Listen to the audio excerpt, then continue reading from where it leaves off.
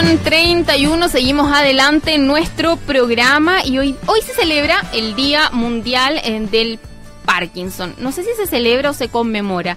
Siempre estos días, bueno, uno está ahí entre la duda de la conmemoración y la celebración. Bueno, pero vamos a hablar, independiente de cuál de los dos sea el término adecuado, con Pablo Venegas y Rómulo Fuentes. Pablo es neurólogo del Hospital Clínico de nuestra universidad y Rómulo Fuentes, director de investigación de la Facultad de Medicina de nuestra casa de estudio. Estamos esperando a Rómulo que está llegando, pero saludamos, por supuesto, al doctor Pablo Venegas, quien ya se encuentra en nuestro estudio. Pablo, muchas gracias por acompañarnos. Muchas gracias a ustedes por la invitación. ¿Conmemoración o celebración? Salgamos primero de esta duda. Conmemoración. En el año 97 la Organización Mundial de la Salud destinó este día para conmemorar el Parkinson y en realidad para difundir su clínica y su diagnóstico precoz. Y a esto se aplegaron todas las sociedades mundiales de Parkinson, incluida nuestra sociedad.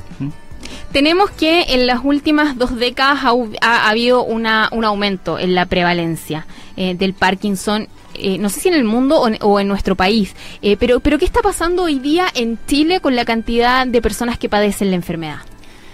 Evidentemente ha habido un aumento notable en el último tiempo y esto tiene 2 orígenes. Uno, que esta es una enfermedad degenerativa y como tal afecta mayormente a la población de mayor edad. Y la población en nuestro país está envejeciendo, por lo tanto la prevalencia de enfermedades como el Alzheimer y Parkinson en este caso ha ido en aumento. Y segundo, las teorías más aceptadas acerca del origen de la enfermedad hablan de tóxicos ambientales. Es decir, esta enfermedad, como todas, tiene un componente genético y uno ambiental. Pero en nuestro medio el ambiental pesa mucho, en particular en zonas agrícolas y mineras, donde estos minerales o los pesticidas, herbicidas, se sabe que son un factor de riesgo futuro para el desarrollo de la enfermedad. Rómulo, lo saludamos también. Muchas gracias por acompañarnos acá en nuestro estudio para que sigamos conversando y nos cuenten a ustedes, a nosotros y a los auditores también qué pasa hoy con el tema del Parkinson. Hace algunos años lo tuvimos, no en este programa, sino en otros, a propósito de una técnica chilena que se ha exportado a nivel mundial y que me gustaría que pudiéramos comentarla también acá en nuestro programa. Buenas tardes, gracias por la invitación. Sí, la técnica no es chilena, hago la aclaración. Es una técnica, de hecho, que existe hace mucho tiempo ya, de los años 50, que se usa para tratar el dolor crónico. Entonces consiste en colocar electrodos de estimulación que liberan pulso eléctrico sobre la médula espinal. Y esto se usa entonces para el dolor crónico que no se puede tratar por otros medios, digamos, y nuestra investigación no comenzó con ese foco, digamos, sino que el foco era justamente hacer un tipo, esto se llama neuromodulación. Entonces yo libero agentes físicos, que en este caso electricidad en el sistema nervioso, y modulo entonces la actividad y tengo algún beneficio terapéutico. Entonces nosotros queríamos hacer una técnica de neuromodulación que fuera un poquito menos invasiva tal vez que la técnica tradicional, si se puede decir, se puede usar esa palabra, para el Parkinson, que es la estimulación cerebral profunda, que se viene usando hace varias décadas ya, y es muy efectiva de hecho. Pero uno de los, no un problema, pero es un hecho, ¿cierto?, que requiere la implantación de estos electrodos dentro del cerebro. Entonces nuestra idea era hacer algo menos invasivo, idealmente que fuera en los nervios periféricos.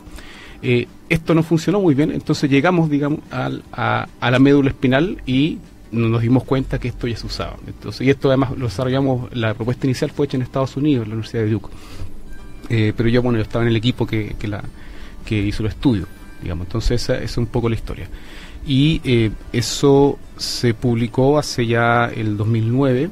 Y a partir del 2009 entonces, como ya existía la técnica, lo cual es una coincidencia feliz, digamos, existían los dispositivos, esto se empezó a probar en pacientes que tenían dolor crónico y que tenían el estimulador implantado y además Parkinson. Por lo tanto, estas fueron las primeras personas donde esto se probó y se vio que efectivamente funcionaba. Pero la pregunta que quedaba entonces era, bueno, estas personas tienen dolor crónico, tienen el estimulador, ¿cierto?, que les da un efecto analgésico, y efectivamente cuando se estimula el dolor de ellos baja, por lo tanto es probable que su mejora motora que estamos viendo se deba al hecho de que están sintiendo menos dolor. Menos dolor, claro. Y esto es bastante razonable, digamos, hacerse esa pregunta. Y lo que se ha visto ya muy reciente, 2016 y el 2017, es que se han tratado pacientes sin dolor crónico solamente con Parkinson, con este tipo de estimulación, y estos pacientes efectivamente mejoran mucho la marcha y el congelamiento. Entonces ya tenemos las primeras evidencias de que esto efectivamente sirve, por algún mecanismo que desconocemos, sirve para algunos síntomas motores del Parkinson. Esta es una enfermedad que, a diferencia de muchísimas otras, ha sido muy estudiada.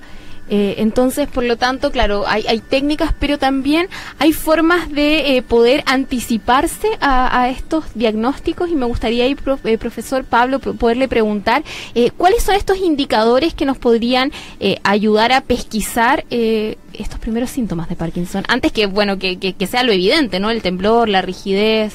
Claro, el diagnóstico de Parkinson sigue siendo aún según los síntomas motores. Esto es la rigidez, el temblor, la bradicinesia, la lentitud. Sin embargo, se sabe que la enfermedad, cuando apareció esto, ya lleva décadas en el paciente. Los primeros síntomas más precoces es la constipación, la estitiquez, el trastorno del sueño y un trastorno del olfato. Estos son los síntomas más precoces y que pueden anticipar hasta en 20 años a los motores. Bueno, son síntomas que me imagino que un montón de personas pueden estar escuchando y decir, yo los presento, no tendré algún inicio o indicio. Claro de... ¿Existen exámenes que permitan determinar, o algunos marcadores biológicos tal vez, que puedan decir, mira, sí, estos síntomas están presentes y podrían o significa que hay un Parkinson que se está desarrollando? Es que el trastorno del sueño es bien específico, la verdad, y el trastorno conductual del sueño REM, que consiste en actuar los sueños. No es cualquier trastorno del sueño. Entonces, por sí solo tampoco hace el diagnóstico. Tiene que concurrir la hiposmia, el trastorno del sueño y la constipación para ser un factor de riesgo de futuro Parkinson. Y bueno, en ese sentido hay exámenes. El más practicado es uno que hacemos en la universidad, que es la ecografía transcraniana, que permite predecir con cierta sensibilidad y especificidad, como todo examen tiene falsos positivos y negativos, pero permite predecir el riesgo futuro de Parkinson. Y esto podría dar pie a un tratamiento precoz, un neuroprotector, que aún no lo existe. Existen líneas de investigación, pero si uno hiciera un diagnóstico a esta altura de la enfermedad, podría eventualmente cambiar su curso. Yo quisiera retomar lo que decía el profesor Fuentes, que en el sentido de que el freezing, que pudo haber pasado desapercibido, es un síntoma del Parkinson ya más avanzado, el Parkinson motor, que consiste en el congelamiento, es decir, pacientes están caminando y quedan como imantados al piso, quedan pegados. Y desgraciadamente este síntoma responde muy mal a la terapia farmacológica y a las terapias en general.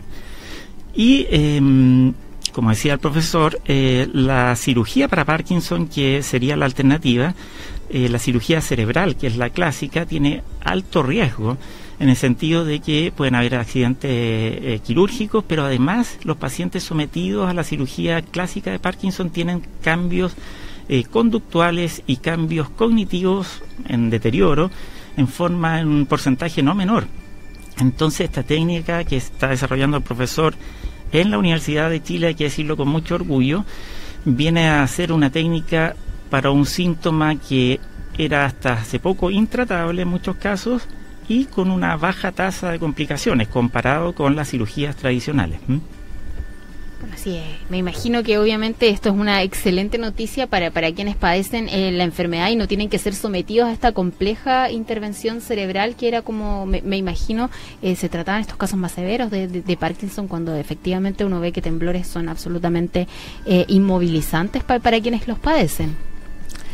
Sí, en cuanto a eso también está el factor económico, digamos. En Europa, por ejemplo, se usa bastante las técnicas de cirugía cerebral, a pesar de todas las complicaciones que puedan tener. Y ciertamente la estimulación medular no está descrito en realidad que tenga ese tipo de efectos secundarios. ¿Hay alguna prevalencia mayor en mujeres o en hombres del Parkinson? ¿Cómo se distribuye eso a nivel poblacional? Existe una pequeña mayor prevalencia en hombres. La relación es 3:2. Tiene un pico de incidencia en torno a los 60 años y luego empieza a caer la incidencia, aumenta la prevalencia, pero empieza a caer la incidencia, y los Parkinson jóvenes son extremadamente raros. Antes de los 40 años, solo el 10% del total de Parkinson se inicia antes de los 40 años. Estoy hablando del diagnóstico hecho en base a síntomas motores, porque probablemente ese paciente que a los 60 años comenzó con un temblor, ya padecía su enfermedad desde hace 15, 20 o 30 años antes, pero tenía los síntomas no motores. Ahí quisiera retomar, así, porque si no uno alarma a la población. La constipación es extremadamente frecuente, o sea, tener solo constipación no constituye un riesgo de Parkinson. Pero si a eso se suma un trastorno del olfato que no es explicable por una causa otorrino, o sea, una rinitis alérgica u otro, y este trastorno del sueño específico que consiste en actuar los sueños, en actuar la actividad onírica, ese paciente sí tiene que consultar a un médico especialista porque la posibilidad de hacer un Parkinson es relativamente alta. Y aquí está la técnica que también con orgullo digo se ha desarrollado en la universidad, que es la ecografía transcraniana, y que permite, como les decía, anticipar el riesgo a padecer esta enfermedad a futuro. ¿Son muchos los pacientes que hoy acuden y que se pueden detectar en forma inicial? Son bastantes porque hay factores de riesgo, es decir, si yo tengo un familiar de primer grado afectado, si he vivido en el campo por más de 10 años, si he trabajado en labores agrícolas y mineras, esto es por los contaminantes, todo esto es un riesgo. Y estos pacientes hoy consultan. Mi papá tiene Parkinson, yo vivo en el campo, ¿qué chance tengo? Y el olfato lo tengo regular. ¿Tengo posibilidad de hacer un Parkinson? Bueno, uno le hace la ecografía y el punto es que si sale positiva, no existe todavía un fármaco demostradamente neuroprotector. Lo que uno sí puede hacer es dar factores protectores que no son farmacológicos, digamos que es la actividad física regular. La cafeína es un protector de Parkinson, probablemente algunos derivados del cacao. Y esto solo lo menciono no para sugerirlo, sino por si lo lee la gente, que la nicotina es un protector también, aunque se sabe que el fumar evidentemente trae más riesgos que beneficios para la salud. O sea, no va a ser un Parkinson, pero puede ser un cáncer de pulmón. Claro. Puede elegir. Era una broma. Entonces, bueno, esa es la alternativa que tenemos a esta altura cuando se hace el diagnóstico tan precoz. ¿Cómo va avanzando la investigación en torno a esta enfermedad? ¿Dónde están hoy día puestos los intereses médicos de la investigación propiamente tal? Es bien diverso. Yo diría que hay así, sin una opinión que una percepción, hay tres frentes. Uno el farmacológico, cierto, que el clásico, pero cuyo mayor desarrollo fue en el siglo pasado. Con la levodopa, ¿cierto? Que es un fármaco que va a sustituir la dopamina, va a transformarse en dopamina en el cerebro, en las neuronas, y va a sustituir entonces los niveles de dopamina en el estriado, que es donde hay carencia de este neurotransmisor. Entonces está el frente farmacológico, del cual se trabaja, digamos, en cómo liberar mejor la dopamina, de qué forma la liberamos mejor, o en aliviar problemas secundarios al consumo de levodopa, no la dopamina, que son las disquinesias, por ejemplo. Entonces ese es un área importante. La otra área que es clásica también es el área de intentar utilizar células troncales, por ejemplo, para reemplazar las neuronas que están destruidas en esta enfermedad, ¿cierto? Las neuronas son las neuronas dopaminérgicas de la sustancia negra. Entonces, desde hace décadas también hay esfuerzos tendientes a reemplazar estas neuronas con células que puedan diferenciarse a este tipo de neuronas, con resultados variables, ¿cierto? Resultados que han sido exitosos, pero que eventualmente duran unos pocos meses estos beneficios. Pero también un área muy interesante. Ciertamente sería mejor hacer una intervención una sola vez, ¿cierto? Y ya con esto curar, ¿cierto? De alguna forma dar un alivio importante a la sintomatología.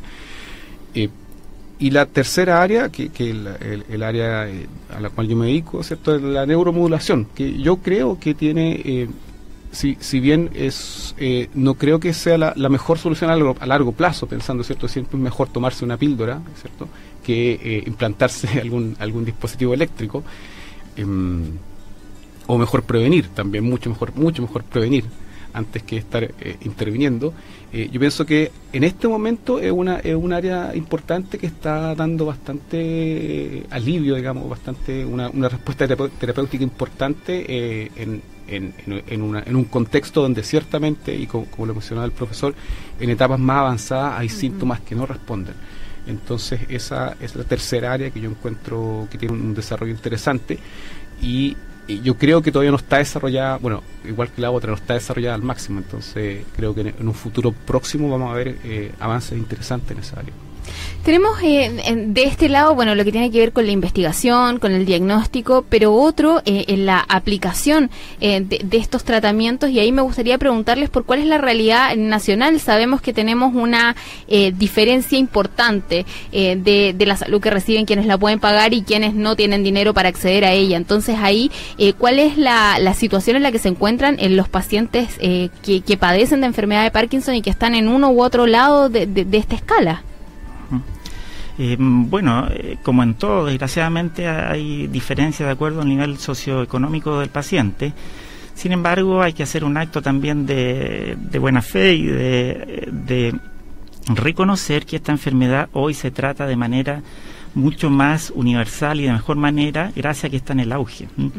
Un tratamiento estándar de Parkinson bordea los 120.000 pesos mensuales aproximadamente.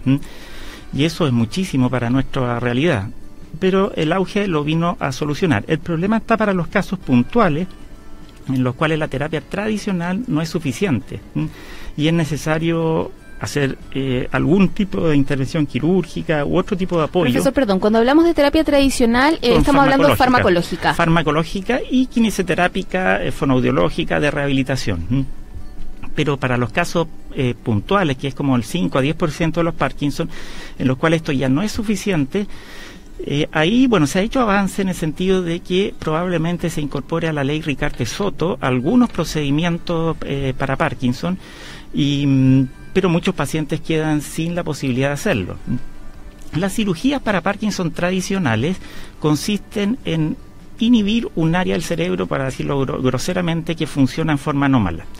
Y uno puede inhibir este circuito cerebral anómalo con un dispositivo eléctrico, que es instalar un marcapaso de alta frecuencia a nivel cerebral, que eléctricamente inhibe al circuito, o se puede lesionar directamente este circuito, que es la cirugía lesional, que es a lo que los pacientes con menos recursos pueden acceder, porque no se necesita el marcapaso, que es lo más caro, digamos. Pero se pierden otras funciones. Se pueden perder. Ahora, en el estudio más grande que existe a nivel mundial, se comparó ambas cirugías. La cirugía con marcapaso, estoy hablando a nivel cerebral, y la cirugía lesional, donde los cubanos tienen mucha experiencia, y la verdad es que los pronósticos en cuanto a complicaciones son bastante parecidas. No hay tanta diferencia. Ahora, si a uno le toca la mala suerte de que si hay una complicación, es mucho mejor tener un dispositivo electrónico que se puede apagar, por decirlo de alguna manera, que haber lesionado el cerebro, que ya es una situación irreversible. Mejor aún sería estos implantes a nivel medular que no tienen ninguno de estos riesgos.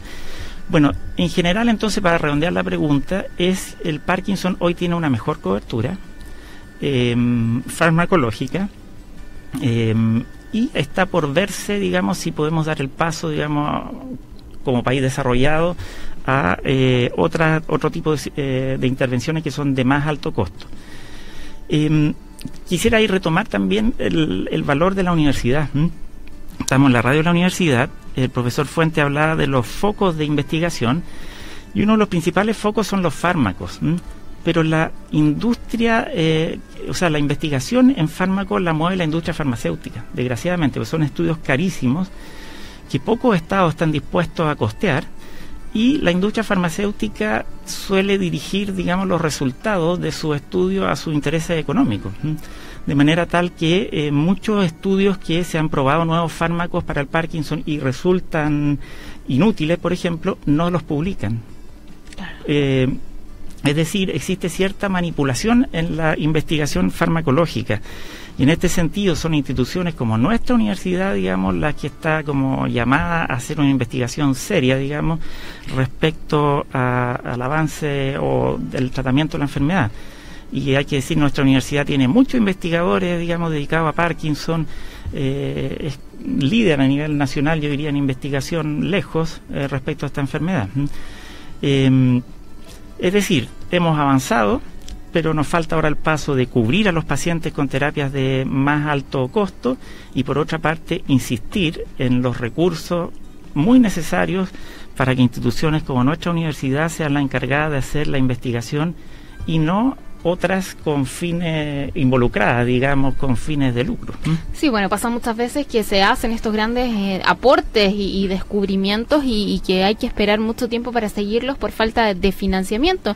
Me imagino que en el Parkinson hemos tenido a muchos otros médicos, también colegas de ustedes desde la misma facultad, que nos cuentan y nos dicen, mira, encontramos este marcador, no sé, que con una prueba de sangre podríamos detectar X enfermedad y estamos parados porque necesitamos que alguien nos financie el proyecto y lo masifique. Me imagino que la realidad, bueno, en este caso no dista mucho de esas otras. No, pero bueno, ocurre que, como menciona el profesor, justamente quien lo puede financiar necesariamente tiene que ver que exista un retorno económico para hacerlo. Entonces, muchas veces la etapa inicial para llegar a eso requiere una inversión importante, y esa es la inversión que no están dispuestos a hacer, digamos, los capitales, los que tienen efectivamente los recursos para hacer este tipo de transferencias. Yo creo que la situación en general ha mejorado en Chile, si lo vemos al menos del área de la ciencia básica, ¿cierto? De lo que se llama transferencia, ¿cierto? Yo desarrollo una idea en el laboratorio muy básica, pero esa idea puede tener una aplicación importante a nivel clínico.